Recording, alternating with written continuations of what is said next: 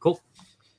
Hi, everybody. Welcome back to another edition of VCTV. I'm your host, Kyle Ellicott, and we've got a fun, exciting episode as we do every day here on VCTV, talking about opportunity zones and why these are so important, but also what does this all mean and what should you be looking at as an investor, but also where is the opportunity as an entrepreneur as well. Well, we've brought some great investors from around the world to share their thoughts and insights of what's happening in these so-called opportunity zones, why they're beneficial, why you should be paying attention to them, and also what you should be thinking about when looking at these as well. And before we get started introducing each and every one of our guests, also a big thank you to the LATOKEN team, LATOKEN team, and Maria for making today's episode of VCTV possible. If you would like to be on a show like today, either as an investor to share your thoughts and insights, or as an entrepreneur, do reach out to the team and we'll find that right spot for you as well.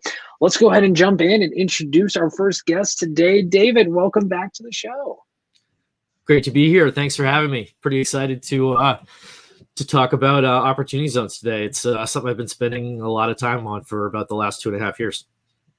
So, and same here. I'm excited to learn a little bit more myself, having heard the term opportunity zone and seen a few in various states here in the U.S., but also globally, as this is a global investment opportunity in so many ways. Tell us, before we get into opportunity zones, a little background on yourself for the audience and Absolutely. kind of how you got into investing.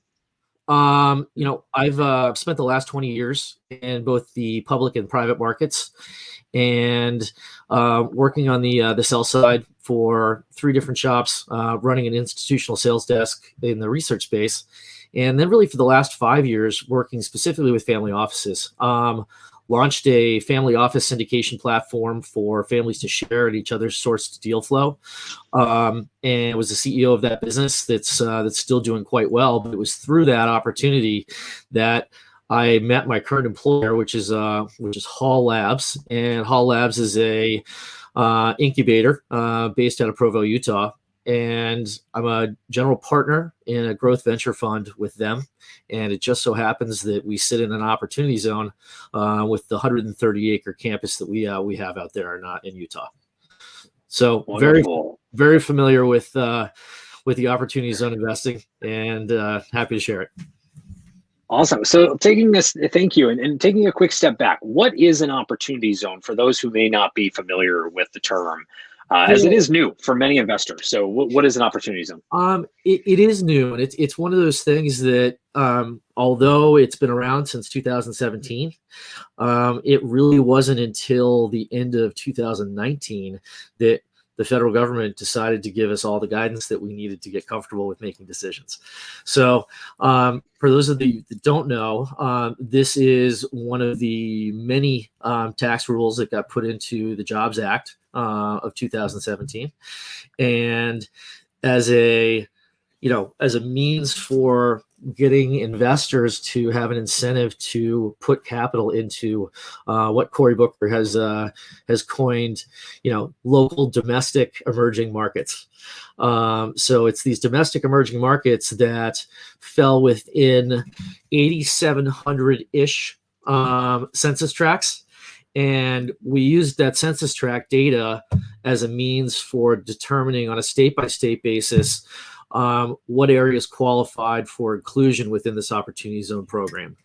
And really the intent of what this opportunity zone program was to find a way to incentivize investors to put capital to work into areas that they may otherwise not have. And so areas that had a lower income bracket within their household income, areas that needed kind of to be gentrified to have industrialization and jobs and growth brought back to those areas. And that's exactly what we've been seeing happening. One of the first set of regulations that came out really focused heavily on real estate. So to your point, there are so many people I continue to talk to every single day that believe that opportunity zone investing is entirely for investing within real estate. And, in my opinion, and I'm a little bit biased because, we run an operation that is solely focused on operating businesses. But when I look at, kind of the difference between, venture and real estate, I think there's a fit there within everyone's portfolio to have a little bit of both. Mm-hmm. So, I've got, and that's, oh, sorry, go ahead. No, and I was just going to say, looks like my longtime friend and also Opportunity Zone expert, Will Walker, has decided to join. You're perfect. We're reading each other's mind today, David. This is perfect. Thank you very much. And Will, welcome to the show here on VCTV. Also, hi to all of our viewers. We see the comments coming in. If you've got any questions, drop them in there. I'll do my best to ask them in real time. If not, we're all available online afterwards. And hi to those in Hong Kong who are tuning in. This is great. A little late, but appreciate it. Yeah.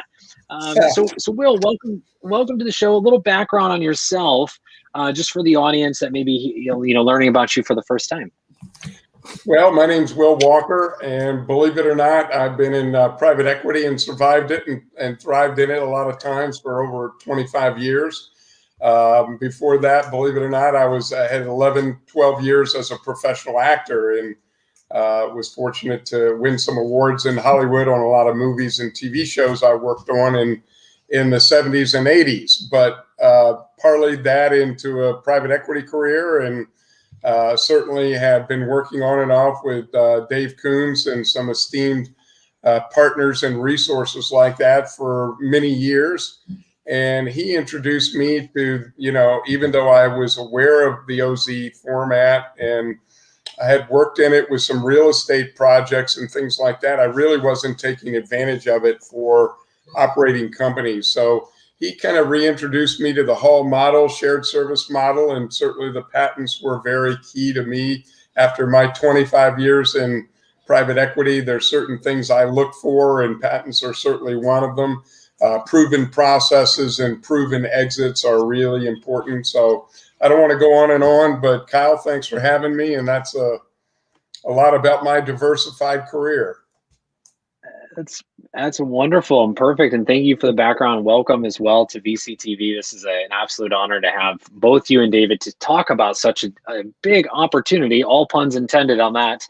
But I want to start with a few questions. And not to, just to jump in real quick, because I wanted to finish kind of a thought there that, we talked about kind of how opportunity zones had started, and what the intent of those opportunity zones were. But, I want to end with, what those benefits are. And, there were really three major incentives that were included in this plan. And, the first one was deferral of capital gains. So, these are investments that you can make within real estate opportunities and within operating businesses that are within these 8,700 plus census tracts, and you can defer capital gains. So similar to, kind of an IRA or a 401k where, you have cash that's working for you that you didn't have to pay taxes on. This is a very similar situation where, you have a deferral of capital gains. You have secondly, a step up in basis, and that's going away pretty soon. So for people who are interested in taking advantage of this, there's that last leg of capital gain step up. And then lastly, it's the permanent and, any appreciation whatsoever. There'll be no taxes paid after that 10-year period of time. So it really is an incredible way to leverage the capital gains that you have today and into an existing investment that someone has within real estate or an operating company. And we can talk about the structures and the vehicles that you can invest in a little bit. But I just wanted to clearly define for people, how important those benefits are to investors, where, you can take that portion of capital gain and put it to work for you over a 10-year period of time. Yeah, it's a great point, and thank you, David. And how do you get started? So starting with that, and I've got a list of questions because this is it's a large opportunity that many don't know about as we've spoken, but also getting started. Myself, I've had those conversations through other family offices, but never have I seen it come across my desk per se. So how does one get started in looking or finding or even beginning the journey into an opportunity zone investment? And Yes, David, we'll start with you, and then Will. Yeah, so there's two ways to think about it. One, you either need to invest into a qualified fund, or you need to create your own qualified fund. And the differences being there are a number of qualifications and tests that you need to continue to meet on an annual basis, and they actually test about every 6 months. So if you open a fund yourself, the onus is on you to determine whether or not you continue to qualify, and that investment continues to qualify. And if you invest within a fund, it is that fund's responsibility to ensure that you continue to qualify within the rules and regulations that have been laid out. And those rules and regulations are different for real estate and different for operating businesses, which we can talk about in a little bit too. But the long story short is you either need a fund yourself or you're going to be investing into a fund. And that's primarily because all these investments are for equity. Debt does not qualify within an opportunity zone today. Things may change, but it's these are equity investments within real estate and operating companies. Will, thank you, David. Will, anything to add on top of that from David's point about how to discover these opportunity zones, either here in the U.S. or globally? Yeah, there's 8,700 of them in the United States that have been designated as an opportunity zone. So there's no lack of regions, and different spaces, of course, come with different attributes or different needs, that type of thing. So, one of the things that I look for is, for my investors, family offices, and different groups that I've worked with, funds that I've worked with for many years, is, what kind of skin in the game. I can just kind of speak from the investor side of evaluation or due diligence. And that would be, number one is always the old, how much skin in the game do the operators have? Not only how is the GP, the general partner, and the operator structured, but how are they, aligned with the limited partners in an opportunity zone? Where is their money and how much is it, of course, is important. The other thing that I'll bring up is really important that I look for is what anchor investors or lead investors are already attached to the company, the project, whether it be in real estate or it be in operating companies. It's really important to find or see that the management team has the experience and the connections and the resources to attract the right anchor partner, potential buyer someday, or merger, or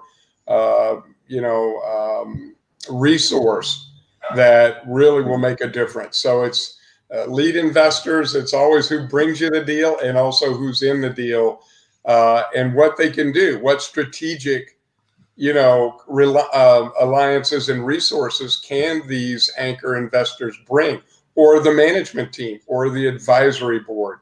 Anyway, I won't go on and on, but those are just some of the key elements. No, those are great points, Will. I think the one thing to add there is just as investors are thinking about where to look, and I think that was part of your question there, Kyle, because it is overwhelming. There are two really good resources that are out there that were part of writing this legislature, and one of them is EIG. And the other one there's three. There's Sorensen, and then the third one would be I'm forgetting it right now. EIG, Sorensen, and Novogradac are the three sources. These are bipartisan think tanks that were really put together to help get feedback directly from local government, those local communities, on not only the selection of those census tracts, but on really what they thought they needed within each individual marketplace. So there are a number of kind of databases that are out there that list the types of funds and what the intent of those funds are. A lot of people like to invest in their backyard. I don't blame them. And it's nice to kind of see that, you know, you're investing in the state in which you live in, but not so dissimilar from any other investment. You know, it's really important to just put your fundamental due diligence glasses on. And, you know, this incentive program is a tailwind. It should not be the reason why you choose to make an investment. Mm-hmm. No, and that makes perfect sense. Will's given his thumbs up as well, which leads me into the next question about diligence. You know, when looking at a typical private equity deal or venture deal, you know, there's a standard operating procedure when it comes to doing your diligence or doing your research. With opportunity zones, it's much bigger, much broader in some cases, whether it be in your backyard or internationally, as we've spoken about as well. What are some of the considerations to go through, or what are some of the checks and balances that you both put forward when doing diligence into opportunity zone and opportunities? Yeah, I think there's a few things that I do. First is one, reach out to your local community, talk to government, talk to anyone within the small business community, and find out what projects are happening. Then, you know, to me, I've been in venture for a long time, and the most important thing for me is people. And so know who you're investing with, spend the time to get to know them, know the team. Have they been investors within that specific domain before?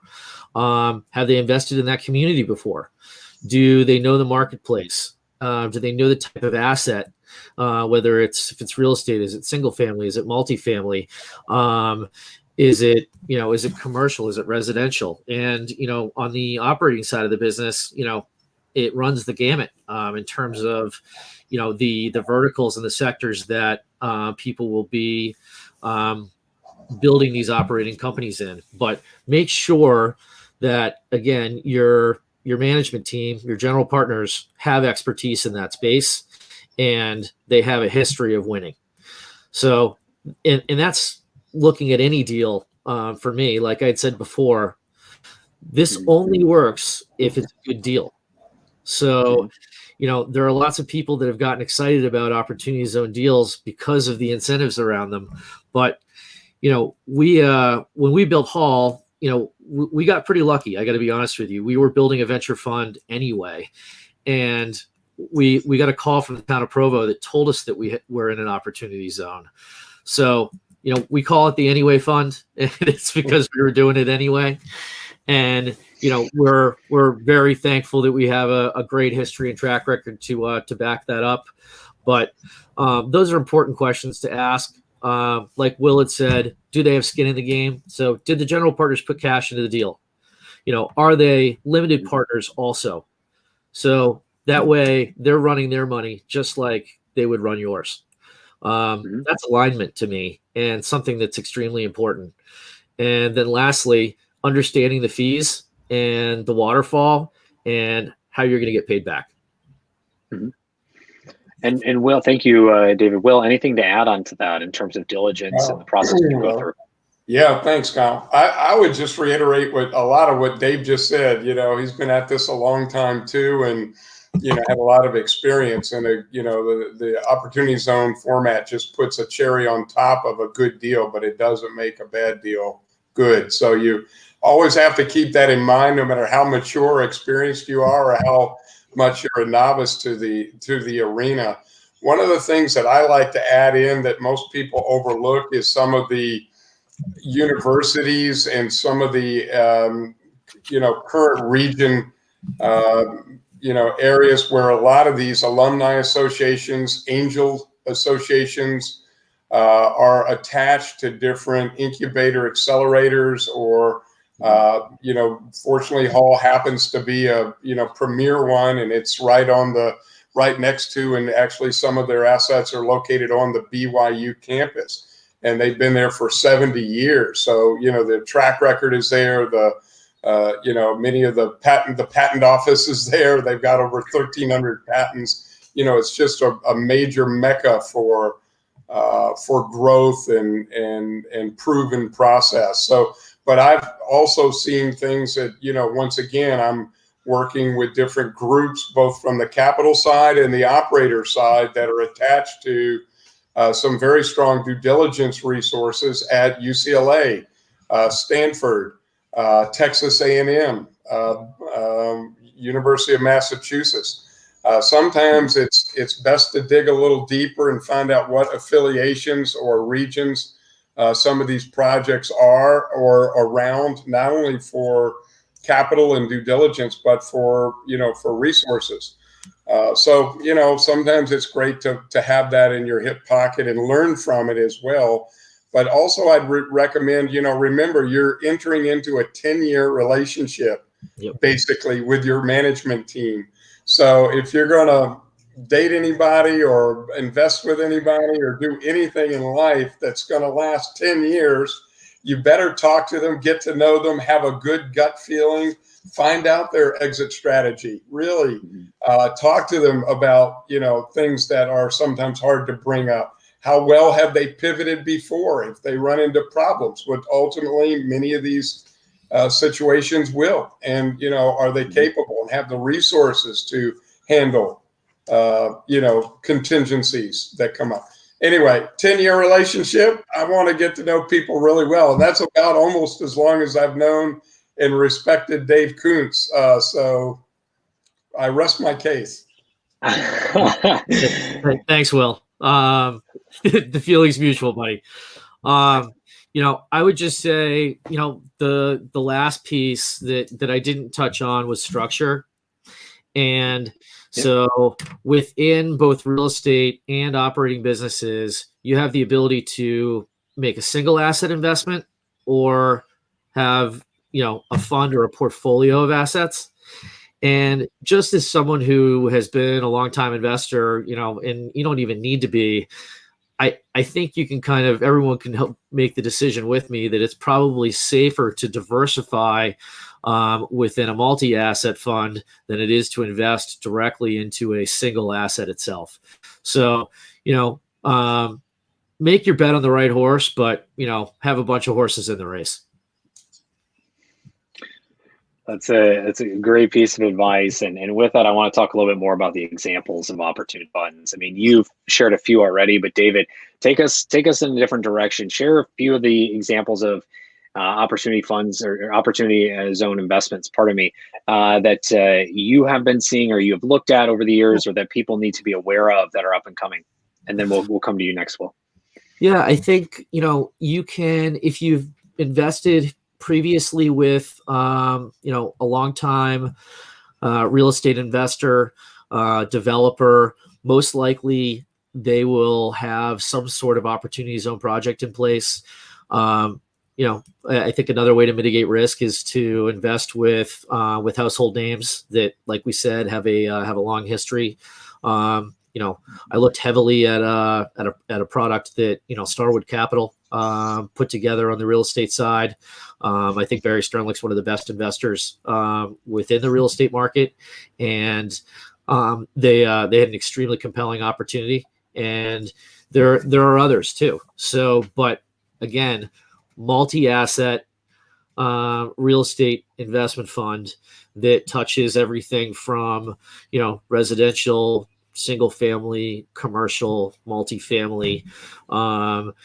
You're going to have a much more, a greater likelihood of success than you would if you just invested in that one piece of real estate. And then on the operating business side, it's the same thing, but a little bit different, because we are unique in that we've got this accelerator and incubator behind us that has a constant flow of about 25 to 35 different companies that are in different phases of commercialization.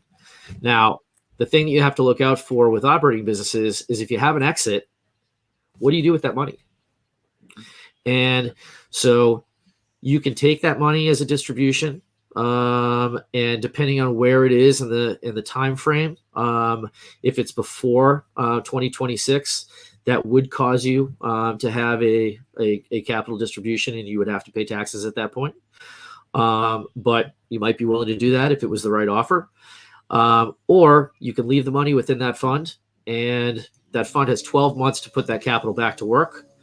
Or you can take that capital out as a distribution, and as long as you put it back to work within 180 days, it's a qualifying asset as well. So there's a lot of flexibility that the federal government put in place to ensure the fact that you had options. So I would say my biggest piece of advice for anyone: get a wealth manager, get an advisor that is very familiar with the Opportunity Zone rules. And if there's anyone on here that wants recommendations, I have a host of them that I've worked with personally, with both, some of my limited partners and friends and family and otherwise. So there's some people that have really dove deep into this policy, and that's the type of advice you need. You need someone who knows it inside and out. And do your own research, just as another asterisk as well. We talk about a lot of things here on VCTV, including digital assets, opportunity zones, real estate, to typical venture, PE, SPACs. We talk about it all because we want to share and educate the world on not just investing, but the opportunities that exist around investing if you're building as well. So always do research to David's points. That are perfect. There are a ton of resources out there that we can share, later or after the event that can help people kind of get up to speed. That'd be perfect. Yeah, definitely share, and I'll share them with the audience in the show notes. And Thank you very much, David. Will, to you, same question. I mean, examples of things that you've seen, or examples of opportunity zones that you'd like to share with the audience, so they get a little bit more context of what's out there.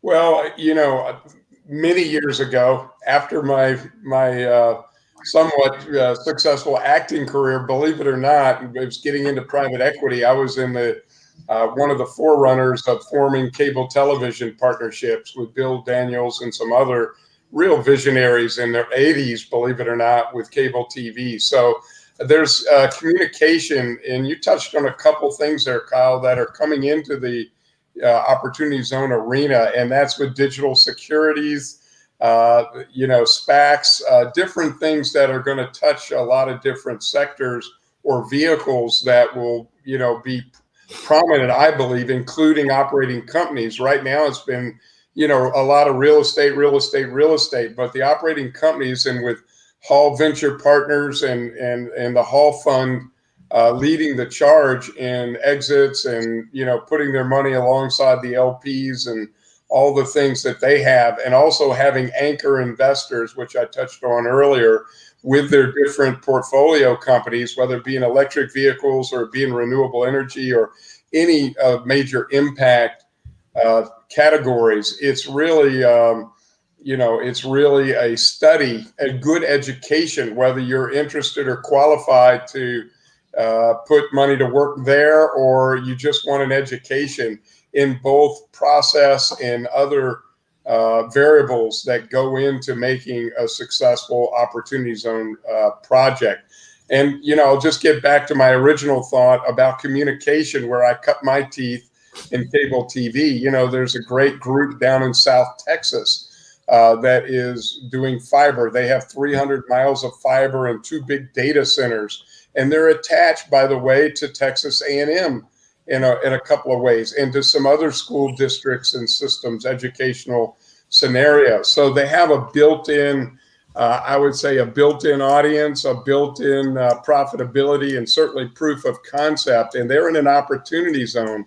So I would encourage your audience to always look around at things they're interested in, they see as a wave of the future, that already have these anchor investors, or some universities even potentially, attached or somewhat attached. There's a lot of different caveats there, but there's a number of different funds that, will add to the diversification too, but also consider, like I say, different categories, different regions. Like Texas is booming. going to continue to boom. There's no doubt in my mind. Utah is booming. And, that's where the Hall project is. Yep. So you're going to go into other areas and other resources that will kind of point you and find the deals you're interested in. You'll do the due diligence on yourself, as well as maybe have the due diligence of either a university or a anchor investor that's already in these things or attached that can say, wow, this really is as good as I thought, or boy, I'm glad I learned that, or I would have missed it on my own. So those are good points, Will, to think about the economic landscape in that domestic area and what's going on. So, everything from, jobs growth, those the talent pools that are there and how those companies can leverage what's going on in that area.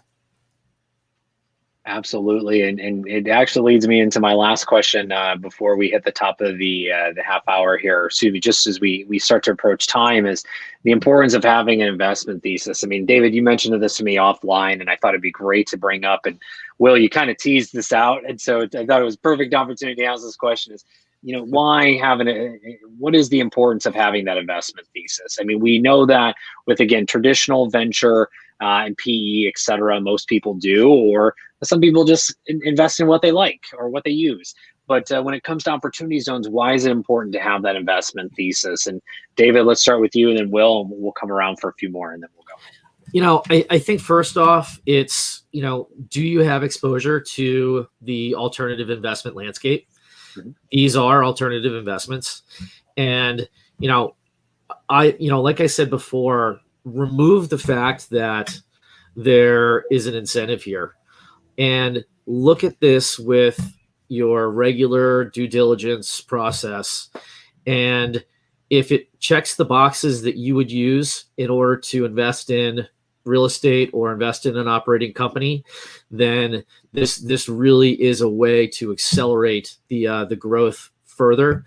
But if you don't have experience within the alternative investment space and you haven't previously made any investments there, and you are sitting on a capital gain, this is an incredible way to, save on those taxes. But you want to find a way to mitigate risk, and the way you mitigate risk is by getting comfortable, spending the time doing it, but knowing who you're investing with. I'll end with what I started on, and because those other people that are investing with you are just as important as the people that are running the fund, because they can help you get comfortable with what you're doing.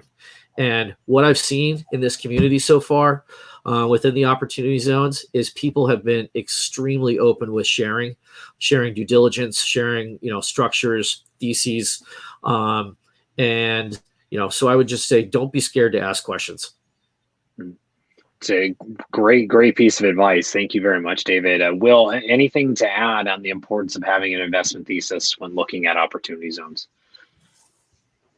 Well, like I say, I think we started some of this, or when I joined, with talking about people, EIG and Nova Granites and HUD, even HUD. We're I work a lot with Opportunity Zone Pro. I see OZ Pros up there. These are quality organizations, whether they're government, and even HUD, believe it or not, whether it's real estate or not. Eric, there's some people like Eric Yost and different contact points and different educational pieces in all of these arenas. I know Dave and I have contributed regular pieces at the OZ Pro library on how to find the right capital, anchor investor, and how to court them, the do's and don'ts of working with the right family offices or whatever. But they can also help the individual, and not only the operator, but the individual investor, like I say, cover more area of due diligence than even mature people like myself or Dave Coons can cover. And so it never hurts to have more qualified eyeballs, I call it, on any project that you're considering, or any blueprint you're considering on following for your own operating company or your own real estate project. So, start there.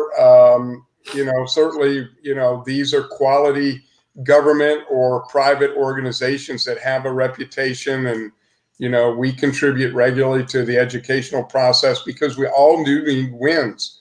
And that's what I keep going back to the Hall formula that Dave introduced me to, because it really is a formula to study, not only from a profit standpoint if you're an investor, but if you're an operator and you can see what these guys have done over 70 years and why they're turning out so many winners, which is what the whole format needs and is expecting, and all the regulators want it, and politicians too, then you understand, you know, you can learn a lot and you can catch a lot, and certainly it can continue to be very beneficial. So hopefully that helps. And back to you, Kyle. And Absolutely. Kyle, lastly, those some of those resources you're going to be sharing, and I'll make it quick. Sure. Is that, you know, they truly are bipartisan and they don't have an axe to grind. So that's why Will and I feel so strongly that they're great places for people to start, because the sole intent of creating them was to educate. Absolutely. And Will and David both, thank you so much. Will, thank you for joining at the last minute too. I know David had reached out to you. I really appreciate the time. And I want to come to both of you for any last minute closing thoughts. I mean, you got both kind of gave a lot out there in that last question, but anything else you want the audience to know? And then where can you be found online? So David, you've been on the show before, know the rap. And then Will, I'll come to you as well. Just shout out of where to find you, you know, whether it be LinkedIn or other social medias, websites, et cetera, like that. But David, close us out. Any closing thoughts? And then where can everyone find you and Hall Ventures as well online? Yeah, no, it's a really exciting time. And this is this year has poised to be the biggest year for opportunity zones. To date, the number has been around 60 billion that's been invested into these 8,700 census tracts. With a change of administration, you know, they've been very supportive on what's going on with the program. So I would actually anticipate things to get even better over time. But if you're going to make an investment, this is the year to do it, because you are going to continue to capture that step up in basis only through the end of the year. And there were a number of other changes that you can look up that were made recently that are really just going to impact this final year. But happy to be a resource for anyone who wants to talk offline. But I can be reached at DKUNZ at Hall, HALLVP.com. And or you can find me on LinkedIn, David KUNZ. Wonderful. Thank you very much, David. Will, any closing thoughts as well? And then where can everyone find you on social media, or again, websites, et cetera? Yeah, well, I'm pretty simple. Closing thoughts, you know, like I say, we all need winners, but I will point your audience to my theme when I do some public speaking here, or on a panel. I usually start with the same jobs. And, you know, once again, this is why I'm so high on this year and next couple of years, on operating companies within the opportunity zone arena. The returns, like at Hall, have been significant, tremendously higher than real estate. But also, I know with many of the politicians and regulators and government agencies and other things throwing their full weight in the next couple of years behind any project that creates jobs is going to get a big tailwind. And tax credits, there's so many things that are pluses there. So find a proven process, do your due diligence, find stuff, find spaces you're interested in. Like I say, I've been in digital currency for 8 or 9 years. I love fintech and digital currency and blockchain. That's going to come into space. Many other things, communication I touched on. But regardless, you know, find some common ground. Remember the jobs. I did post my Gmail in there in the chat, and also you can reach to me. That's the best way. My calendar's on there. And thanks for having me, Kyle.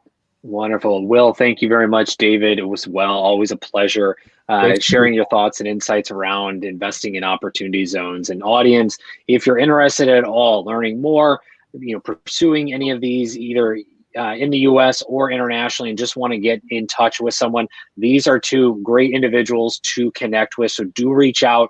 Make sure you add context and where you met them, where you heard them, and what you'd like to continue the conversation about as well. And to the audience, again, thank you so much for tuning in. If you like what you heard, make sure you click subscribe, check out the archive to hear more from David, Will, and all of the speakers of the VCTV family on LATOKEN.com. A big thank you to the LATOKEN team and Maria for making VCTV possible every single day. With that, I'm your host, Kyle Ellicott. You can find myself, David, Will, on all social media and everywhere out on the web. Check us out again. Reach out, add context, where you heard us, where you met us.